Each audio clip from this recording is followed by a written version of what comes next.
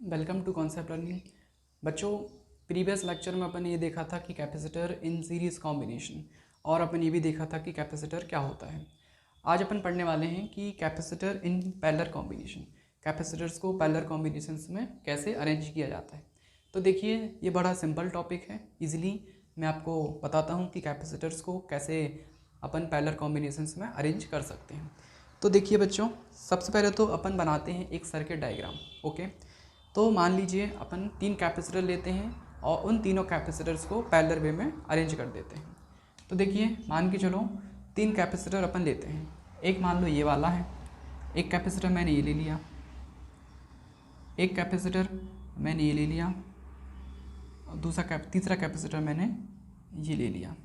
Okay, capacitor की जो first plate होती है वो पॉजिटिवली चार्ज होती है, ये आपको बहुत अच्छे से पता है। और ड्यू टू इंडक्शन के कारण इसकी जो सेकेंडरी प्लेट होती है इसमें करंट इंड्यूस हो जाता है।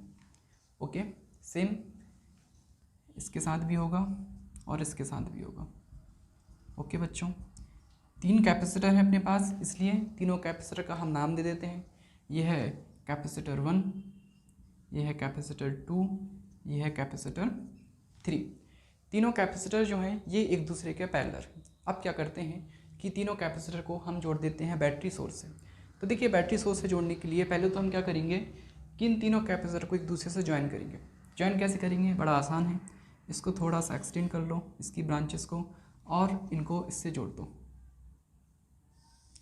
ऐसे एक ट्राइंगल टाइप का बना लो बच्चों। इसको इससे कनेक्ट ज्वाइन कर दिया और इसको इससे ज्वाइन कर दिया। ठीक, अब ज्वाइन होने के बाद क्या करेंगे कि तीनों कैपेसिटर्स को अपन कनेक्ट कर देंगे बैटरी सोर्स से। तो मान लीजिए एक एंड ये है, एक एंड से ये, दोनों एंड्स को अपन जोड़ देते हैं बच्चों बैटरी सोर्स से। बैटरी सोर्स से अपन ने दोनों एंड्स को जोड़ दिया। मान लीजिए जो बैटरी है, इस बैटरी पे जो पोटेंशियल डिफरेंस है ये है V। ओके, अब देखिए क्या होगा। मान के चलिए कि जो बैटरी है, अपने को पता है कि बैटरी है तो भाई उसमें चार्ज तो हो गई होगा। तो बैटरी से क्या चार्ज फ्लो हो रहा है? मान लीजिए बैटरी से Q चार्ज जो है वो फ्लो हो रहा है बच्चों। ओके, तो बैटरी से जो Q चार्ज है वो फ्लो हो रहा है। अब देखिए, जो बैटरी से जो चार्ज फ्लो हुआ Q, ये चार्ज जब यहाँ से यहाँ तक जाएगा, अभी तो चार्ज यहाँ पे है तो Q चार्ज फ्लो हो रहा है। जब ये चार्ज इस पॉइंट पे आएगा तो इसके पास 3 ब्रांचेस हैं डिवाइड होने के लिए। ओके, तो यही पर्टिकुलर चार्ज 3 ब्रांचों में अलग अलग सेपरेट हो जाएगा, डिवाइड हो जाएगा। तो जब ये Q चार्ज बैटरी से आया, बैटरी से जा रहा है कैपेसिटर्स की तरफ। ओके, जैसे ही Q चार्ज इस पॉइंट पे पहुंचेगा तो उसके पास 3 रास्ते हैं, तो वो क्या करेगा कि यही Q चार्ज अलग अलग रास्तों में क्या हो जाएगा, बट जाएगा। तो जो चार्ज कैपेसिटर 1 की तरफ जाएगा वो Q1 कहलाएगा। ओके, जो चार्ज कैपेसिटर 2 की तरफ जाएगा वो Q2 हो जाएगा, और जो कैपेसिटर 3 की तरफ जाएगा वो हो जाएगा Q3। तो इस तरीके से ये पर्टिकुलर चार्ज 3 ब्रांचों में अलग अलग सेपरेट हो जाएगा। अब देखिए कि जो पर्टिकुलर चार्ज है Q, ये 3 ब्रांचेस में सेपरेट हो गया। अब ये चार्ज कैपेसिटर में पहुंच जाएगा। होता क्या है बच्चों कि जो जैसे अपन ने प्रीवियस लेक्चर में देखा था कि सीरीज़ कॉम्बिनेशन में जो चार्ज होता है वो सेम होता है और पोटेंशियल डिफरेंस सेपरेट अलग अलग होता है। सेम इसका अपोजिट होता है पैरेलल कैपेसिटर में। जैसे जो चार्ज होगा वो तीनों कैपेसिटर में चार्ज अलग अलग होगा।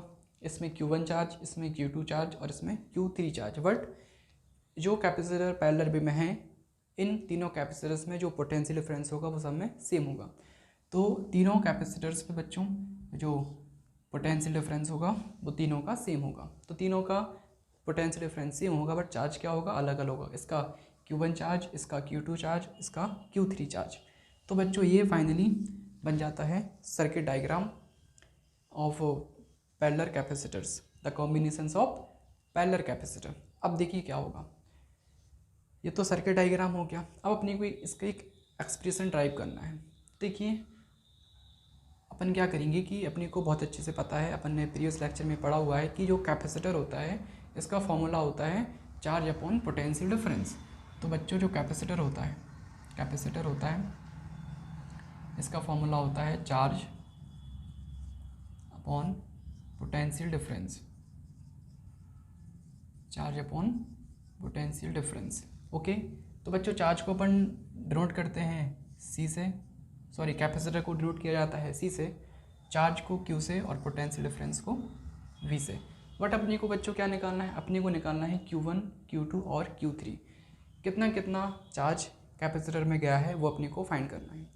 तो अपने को Q फाइंड करना है कि कैपेसिटर 1 के अक्रॉस कितना चार्ज होगा, कैपेसिटर 2 के अक्रॉस कितना चार्ज होगा और कैपेसिटर 3 के अक्रॉस कितना चार्ज होगा।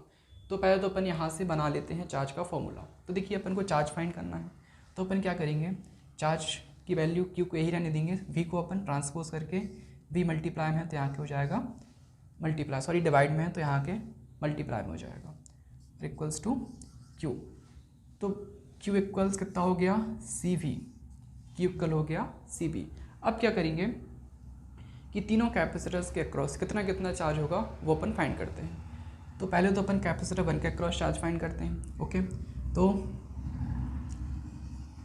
Q charge Q across capacitor 1, capacitor 1 के अक्रॉस कितना चार्ज होगा। तो देखिए Q का फॉर्मूला है CV, तो Q1 इक्वल कितना हो सकता है बच्चों C1V।